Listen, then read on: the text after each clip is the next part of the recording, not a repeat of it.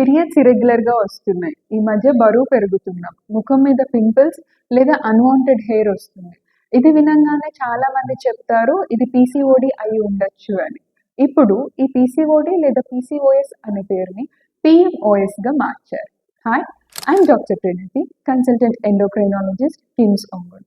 చాలామంది ఈ పీసీఓఎస్ అంటే ఓవరీస్ లేదా అండాశయాల్లో సిస్ట్ ఉన్న సమస్యగానే చూస్తారు. కానీ ఇది నిజానికి కేవలం ఓవరీస్‌కి సంబంధించిన సమస్య కాదు.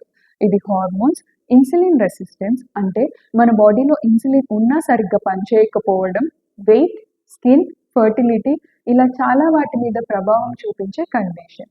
అందుకే ఈ కొత్త పేరు పీఎంఓఎస్ అంటే పాలీఎండోక్రైన్ మెటబాలిక్ ఓవేరియన్ సిండ్రోమ్. ఈ సమస్యను మరింత సరిగ్గా ఎక్స్‌ప్లెయిన్ చేస్తుంది.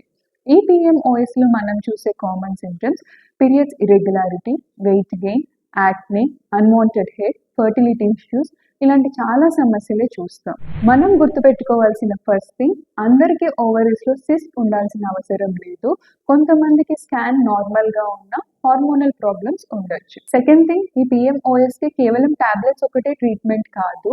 Weight control, healthy diet, regular exercise, proper sleep, stress management ఇవన్నీ కూడా ట్రీట్మెంట్లో ఒక ముఖ్యమైన భాగమే. మనం ఈ పీఎంఓఎస్‌ని ఎర్లీగా డయాగ్నోస్ చేస్తే ఫ్యూచర్‌లో కాంప్లికేషన్స్ తగ్గించుకోవచ్చు.